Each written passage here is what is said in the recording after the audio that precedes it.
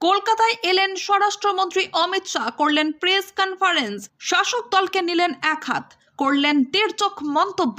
কি বললেন এদিন স্বরাষ্ট্রমন্ত্রী অমিত শাহ, দেখুন। प्रेस वार्ता में मनपूर्वक स्वागत है।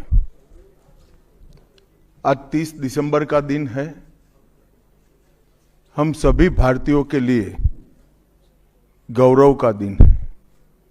आज ही के दिन 1943 में बंगाल की भूमि के सुपुत्र और देश के महान स्वतंत्रता सेनानी नेताजी सुभाष चंद्र बोस ने पोर्ट ब्लेयर में पहली बार आजाद भारत का झंडा फहराने का काम किया था।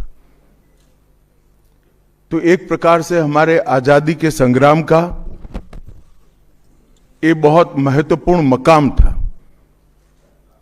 और इसके कई साल बाद, 8 दशक बाद, आज 30 दिसंबर को जब हम पीछे मुड़ कर देखते हैं तो बंगाल के लिए भी आज से लेकर अप्रैल तक का समय बहुत महत्वपूर्ण समय है। अप्रैल में बंगाल में विधानसभा के चुनाव होने जा रहे हैं। भय, भ्रष्टाचार, कुशासन और घुसपैठ की जगह विरासत, विकास और गरीब कल्याण की एक मजबूत सरकार बनाने का बंगाल की जनता का संकल्प बंगाल में जहां पर भी जाते हैं वहां दिखाई पड़ता है। तृणमूल कांग्रेस के 15 साल के शासन में भय, भ्रष्टाचार और कुशासन और विशेषकर घुसपैठ से बंगाल की जनता चिंतित भी है, भयभीत भी है और आशंकित भी है। हम भारतीय जनता पार्टी के सभी कार्यकर्ता बंगाल की जनता को आश्वासन भी देना चाहते हैं और वादा भी करना चाहते हैं कि मोदी जी के नेतृत्व में बंगाल में भारतीय जनता पार्टी की सरकार बनने के साथ ही यहां की विरासत को हम पुनर्जीवित करेंगे। विकास की गंगा फिर से बड़ी तेज गति से बहेगी और गरीब कल्याण, जो बंगाल का आज बहुत महत्वपूर्ण मुद्दा बना है, देश भर में जहां जहां एनडीए सरकार है, भाजपा सरकारें हैं, हमने गरीब कल्याण को प्राथमिकता दी है। यहां पर भी गरीब कल्याण को प्राथमिकता दी जाएगी। और इस सब के साथ साथ एक ऐसी मजबूत राष्ट्रीय ग्रिड बनाएंगे जो बंगाल से घुसपैठ को समाप्त कर देंगी। इंसान छोड़ दीजिए, परिंदा भी पैर नहीं मार पाए, इस प्रकार की एक मजबूत ग्रिड की रचना हम करेंगे। और न केवल घुसपैठ रोकेंगे, सारे घुसपैठियों को चुन चुन कर भारत के बाहर निकालने का काम भी भारतीय जनता पार्टी की बंगाल सरकार करेगी। आज ममता बनर्जी के नेतृत्व में भ्रष्टाचार के कारण पूरे बंगाल का विकास एक प्रकार से थम गया है। मोदी जी की सारी लाभकारी योजनाएं जो पूरे देश में गरीबी का उन्मूलन कर रही है, यहां पर टोल सिंडिकेट के भेंट चढ़ चुकी हैं और हर योजना डेड एंड पर पहुंच चुकी है। 14 सालों से भय और भ्रष्टाचार ये बंगाल का पहचान बना हुआ है। बीजेपी सरकार का संकल्प 15 अप्रैल 2026 के बाद जब भाजपा सरकार बनेगी, बंग गौरव, बंग संस्कृति, उसके पुनर्जागरण की हम फिर से शुरुआत करेंगे। और विवेकानंद जी, बंकिम बाबू और गुरुवर टैगोर और श्यामा प्रसाद मुखर्जी के स्वप्न का बंगाल बनाने का हम फिर से एक बार प्रयास करेंगे। और आज मैं फिर से एक बार कहना चाहता हूं, भारतीय जनता पार्टी के लिए ये बंग भूमि बहुत पवित्र और बहुत मायने रखने वाली है, क्योंकि हमारी स्थापना, भारतीय जनता पार्टी की स्थापना, भारतीय जनसंघ की स्थापना यही बंग भूमि के बड़े नेता श्यामा प्रसाद मुखर्जी ने की है। भारतीय जनता पार्टी की स्थापना से स्वामी विवेकानंद और बंकिम चंद्र चट्टोपाध्याय, इनका अनुकरण भारतीय जनता पार्टी ने अपने सभी सिद्धांतों के अंदर किया है। मित्रों, आज जब मैं कह रहा हूं कि इस बार 26 के बंगाल के विधानसभा चुनाव में बंगाल में हमारी सरकार बनेगी, इसका मजबूत आधार भी भारतीय जनता पार्टी के पास है। मैं आपको 2014 से 2024 तक के चुनाव के यात्रा के परिणामों को बताना चाहता हूं। 2014 के लोकसभा चुनाव में हमें 17% वोट मिले थे और 2 सीटें मिली। मेरी बात जरा सभी पत्रकार बंधु ध्यान से सुने। 2014 के चुनाव में हमें 17% वोट और 2 सीट मिले थे। 2016 के विधानसभा चुनाव में हमें 10% वोट मिले और विधानसभा की केवल 3 सीटें मिली थी। फिर 14 से 19 के बाद 19 के लोकसभा चुनाव में हमें 41% वोट मिले और 18 सीटें मिली। और 21 के विधानसभा चुनाव में हमें 38 वोट मिले और 77 सीटें मिली। ये बहुत बड़ा अंतर है। जिस पार्टी को केवल 3 सीट मिले थे, वो पार्टी 5 साल के ही अंतराल में 77 सीट प्राप्त करी। और इसका नतीजा देखिए, कांग्रेस, जिसकी एक प्रकार से स्थापना ही बंगाल से शुरू हुई, वो कांग्रेस पार्टी बिग जीरो पर पहुंच गई और 34 साल तक शासन करने वाला कम्युनिस्ट गठबंधन भी एक भी सीट प्राप्त नहीं कर पाया और हमने मुख्य विपक्ष का स्थान प्राप्त किया। आज शुभेंदु जी मेरे साथ यहां पर बैठे हैं, वो हमारे प्रतिपक्ष के नेता हैं। 24 के चुनाव में भी हमने 39% वोट प्राप्त किया, 12% सीट प्राप्त की, 12 सीटें प्राप्त की और 26 में हम निश्चित रूप से प्रचंड बहुमत के साथ भारतीय जनता पार्टी की सरकार बनाने वाले हैं। मित्रों, ये 24 से अब तक का समय भारतीय जनता पार्टी के लिए बहुत शुभांकर सिद्ध हुआ है।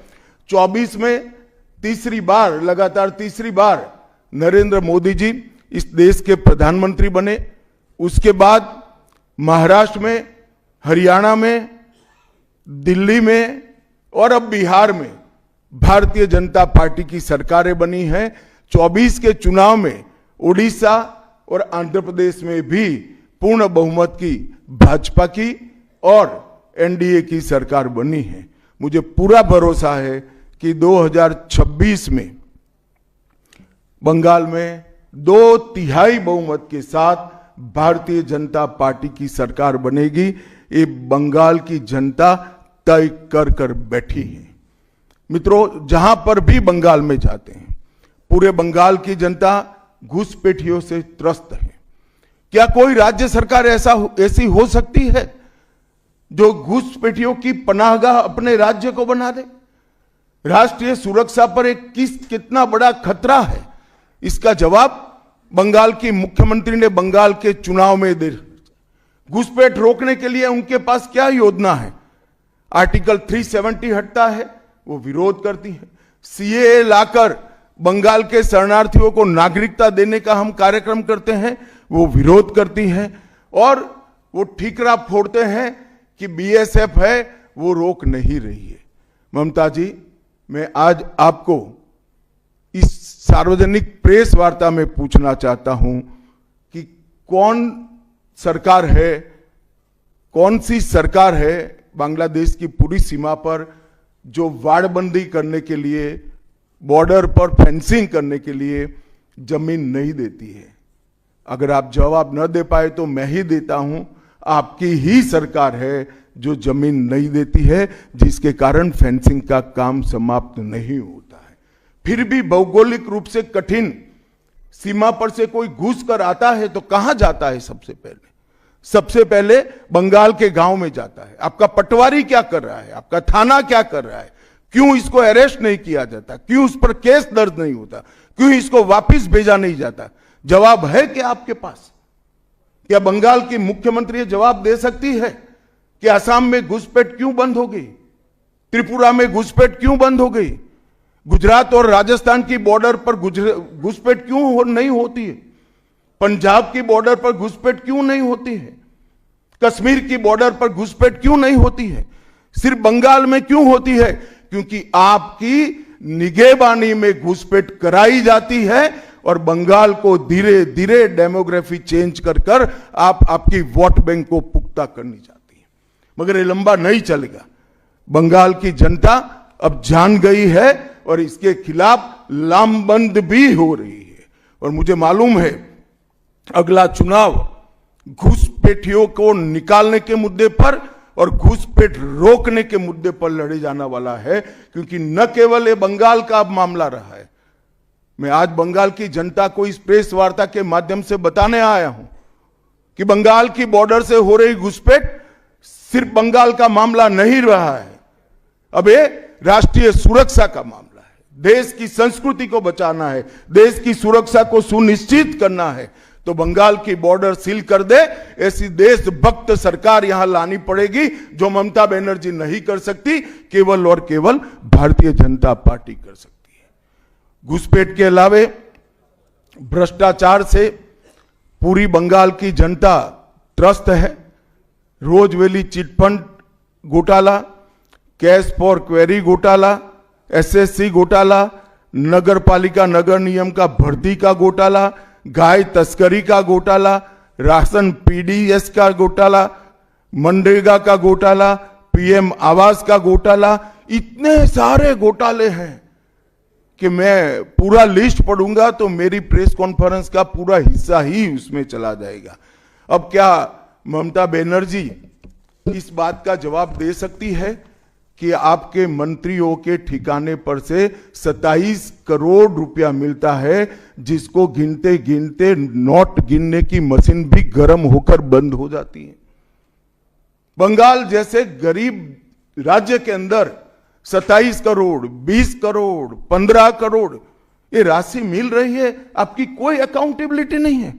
पार्थो चैटर्जी जेल में जाते हैं, ज्योति प्रिय मलिक जेल में जाते हैं, अनुव्रत मंडल जेल में जाते हैं, जीवन कृष्ण शाह जेल में जाते हैं, माणिक भट्टाचार्य जेल में जाते हैं, चंद्रनाथ सिन्हा जेल में जाते हैं, परेश पाल जेल में जाते हैं, कुंतल घोष जेल में जाते हैं, फिरहाद हकीम वो भी आरोपी बनाए जाते हैं, शोभन चैटर्जी आरोपी बनाए जाते हैं, कुणाल घोष 3 साल जेल में रहकर आते हैं, और आप कहती है कि भ्रष्टाचार नहीं हो गया, हो रहा है। आप आंख मूंद लिए ही हो भ्रष्टाचार के लिए, मगर बंगाल की जनता अपनी आंख बंद कर कर नहीं बैठी है।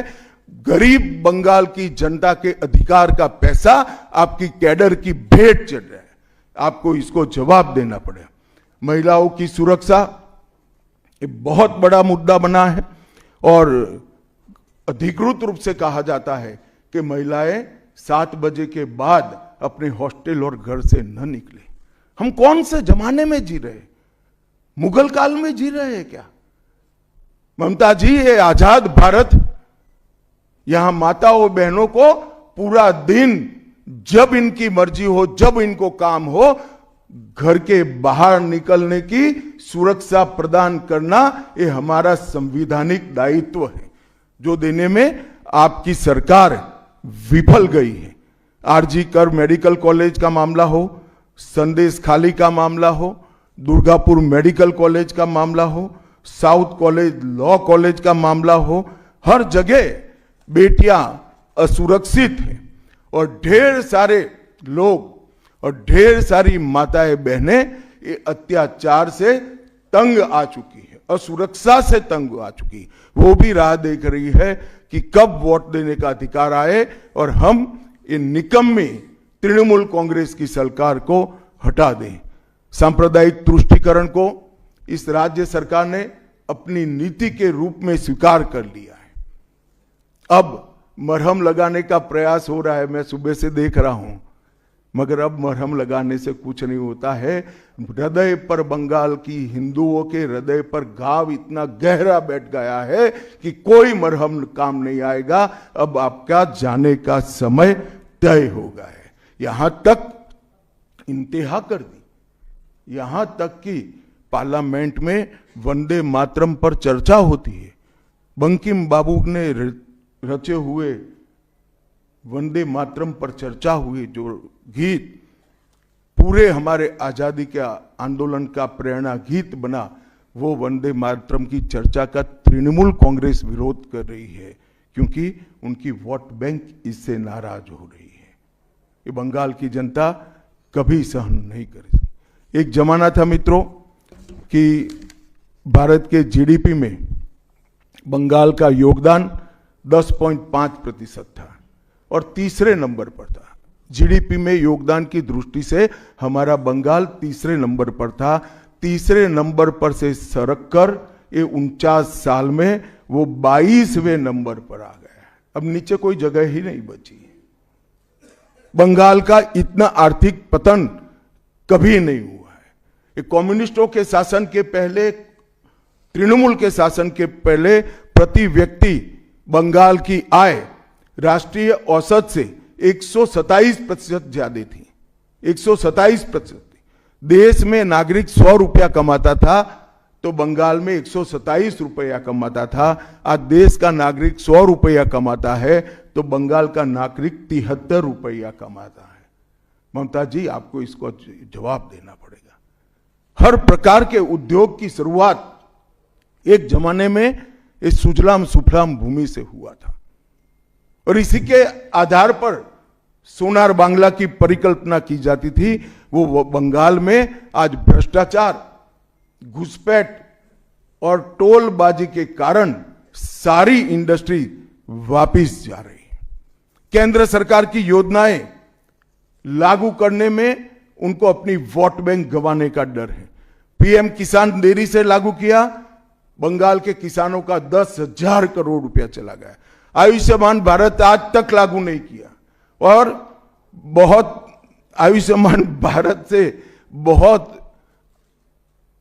एक प्रकार से कमियां वाली स्वास्थ्य साथी की स्कीम लागू की है। मुझे बताइए, कोई बंगाल का नागरिक भारत में कहीं जाता है और बीमार पड़ गया, स्वास्थ्य साथी स्कीम उसको बाहर के अस्पताल में इलाज करवा पाएगी क्या? नहीं करवा पाएगी। क्या गुनाह किया है बंगाल के गरीबों ने? देश भर के गरीबों को 5 लाख तक की पूरे स्वास्थ्य की गारंटी मिल रही है।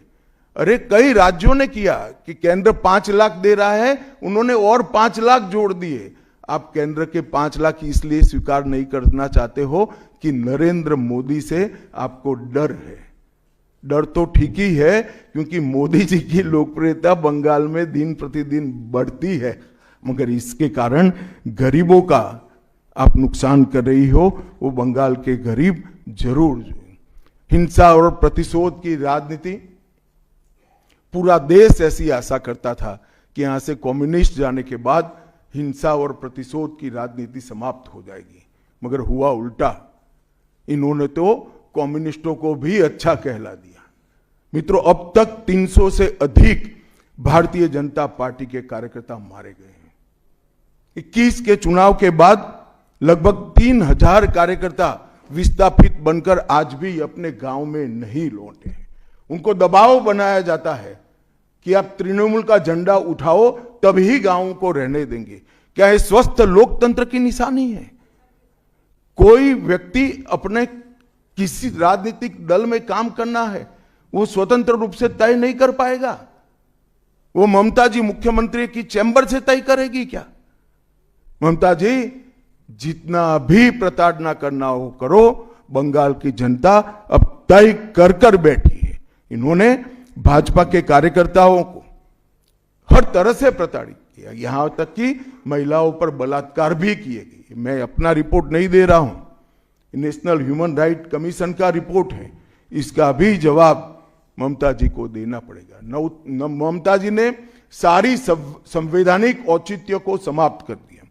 किसी भी राज्य में प्रधानमंत्री जाते हैं तो वो देश के प्रधानमंत्री होते हैं। कई राज्यों में हमारी सरकार नहीं, कहीं ऐसा व्यवहार नहीं होता। वंदे भारत ट्रेन देने प्रधानमंत्री आते हैं, ममता जी स्टेज पर नहीं जाती है। कई प्रकार के भारत सरकार के सुप्रीम कोर्ट के आदेश से बने हुए, मेरी बात ध्यान से सुनिएगा, सुप्रीम कोर्ट के आदेश से बने हुए भारत सरकार के डीओपीटी के रूल्स ये तोड़ देती है, मरोड़ देती है। डीजीपी और मुख्य सचिवों की अपॉइंटमेंट में मनमानी करती है। रिटायर्ड होने के बाद सलाहकार बनाकर प्रॉक्सी डीजीपी और प्रॉक्सी सीएस बैठाने का काम करती है। ये 34 साल कम्युनिस्टों का शासन और 15 साल टीएमसी का शासन, ये केंद्र विरोधी मानसिकता बंगाल की जनता में खड़ा कर हमारी संविधान की स्पिरिट थी, उस स्पिरिट का कंप्लीट इन्होंने अनादर करने का काम किया है। ममता बनर्जी के शासन में सिंडिकेट, तोलबाजी, कटमनी, न केवल वो सिस्टम को बढ़ावा दिया है, यहां कमाई करने का अधिकार एक ही व्यक्ति को है, भाईपो को है, और किसी को कमाई करने का अधिकार नहीं है। सब में हिस्सेदारी देनी पड़ती है। बंगाल एक जमाने में सब बात में सबसे पहले था। सबसे पहला मोटर कारखाना पश्चिम बंगाल में लगा। सबसे पहला पावर प्लांट 1887 में बंगाल में लगा। सबसे पहली कोयलरी बंगाल में आई। सबसे पहला स्टील प्लांट बंगाल में लगा। देश की सबसे पहली हाई राइज बिल्डिंग बंगाल में बनी। देश की सबसे पहली जूट मिल बंगाल में बनी। देश की पहली मेट्रो ट्रेन बंगाल में आई। एक ही शहर में 2 पोर्ट एक ही जगह है, बंगाल में है। और देश की सबसे पहली आधुनिक यूनिवर्सिटी कलकत्ता यूनिवर्सिटी भी बंगाल में बनी। और विश्व प्रसिद्ध विश्व भारती यूनिवर्सिटी भी, जिसने भारतीय शिक्षा के कंसेप्ट को जमीन पर उतारा, वो भी बंगाल में बनी। मगर ममता जी, आप गौरव मत करिएगा, इसमें से कुछ आपके समय में नहीं हुआ है। ये जो करने वाले थे, उनके पूरे रिदम को, इनकी लय को, बंगाल की विकास की गति को तोड़ने का आप काम करें। बंगाल आज इंडस्ट्रियल रूप से कंप्लीटली बर्बाद हो चुका है, और ये आपके शासन में ही हुआ है। आधा अधूरा तो कम्युनिस्ट बेचारे कर गए थे, आपने तो पूरा ही समाप्त कर दिया। सिंडिकेट राज, तालेबाजी, शत्रुतापूर्ण माहौल, इसके कारण 2011 से 25 के बीच में 7000 से ज्यादा कंपनियां बंगाल छोड़कर बंगाल के बाहर चली गई। और मित्रों, ये बहुत बड़ा सेटबैक बंगाल के आर्थिक विकास के लिए है। मित्रों, बंगाल स्वामी विवेकानंद, बंकिम चंद्र चट्टोपाध्याय, शरद चट्टोपाध्याय, महर्षि अरविंद, ईश्वर चंद्र विद्यासागर और कवि गुरु टैगोर जैसे महापुरुषों की धरती है। यही धरती पर नेताजी सुभाष चंद्र बोस, अमर शहीद खुदीराम बोस, वाघा जतीन, रविंद्रनाथ सन्याय, रास बिहारी बोस, मास्टर सुरेसेन, प्रफुल्ल चाकी, वीणा दास, कल्पना दत्त, ये सभी ने देश की आजादी के लिए आह्लेख जगाया था। यहीं पर कई सारे फिल्मकार मिले, संगीतकार मिले, चित्रकार मिले। इस भूमि ने कई सारे दुनिया को प्रभावित करने वाले संत भी दिए। वो बंगाल आज ऐसे कगार पर पहुंच गया है कि अगर एक घुसपैठ की बयार रोकी नहीं गई तो बंगाल का अस्तित्व भी खतरे में है। ऐसा स्पष्ट रूप से समाज जीवन को जानने वाले सभी लोग मानते हैं। और अंत में मैं बंगाल की जनता को फिर से एक बार कहना चाहता हूं कि बंगाल के अस्तित्व पर तो घुसपैठिया संकट है ही है, बंगाल की संस्कृति पर एक घुसपैठिया संकट है ही है, परंतु अब ये संकट केवल बंगाल तक सीमित नहीं रहा है, पूरे देश तक ये संकट आगे बढ़ गया है। मेरा आप सभी से करबद्ध निवेदन है, आपने लंबे समय तक कांग्रेस को मौका दिया, 34 साल तक कम्युनिस्ट पार्टी को मौका दिया, 15 साल तक ममता बनर्जी को मौका दिया। इनका ट्रैक रिकॉर्ड नीचे नीचे नीचे गिराने का है। अब इससे नीचे कोई जगह नहीं बची है। और भारतीय जनता पार्टी का रिकॉर्ड है, जहां भारतीय जनता पार्टी की सरकारें आई वो राज्य बीमारू राज्यों में से समृद्ध राज्य बनने की कगार में आगे बढ़े हैं। पूरा देश मोदी जी के नेतृत्व में आगे बढ़ रहा है। पूरा देश मोदी जी के नेतृत्व में सुरक्षित हो रहा है। पूरे देश में भारत की संस्कृति, भारत के धर्म, भारत की भाषाएं मोदी जी के नेतृत्व में आगे बढ़ रही है, फल फूल रही है। बंगाल की जनता को मैं विनती करता हूं कि मोदी जी के नेतृत्व में पूर्ण बहुमत की, प्रचंड बहुमत की एक भारतीय जनता पार्टी की सरकार बनाइए। हम कवि गुरु की कल्पना का, विवेकानंद की कल्पना का, बंकिम बाबू की कल्पना का बंगाल बनाएंगे, सोनार बांग्ला बनाएंगे और निश्चित रूप से काम भारतीय जनता पार्टी की सरकार ही कर सकती है, ऐसा मेरा विश्वास है। तो फिर से एक बार समग्र बंगाल की जनता को करबद्ध निवेदन में करना चाहता हूं कि बंगाल में हमें पूर्ण बहुमत दीजिए। बंगाल और पूरी भारत को सुरक्षित करने के लिए ये चुनाव में बाकी सारी चीजें छोड़कर भारतीय जनता पार्टी को जिताने का काम करिए। धन्यवाद। कौन बोलते जाओ नाम भाई, आनंदबाजार कोई जल्दबाजी मत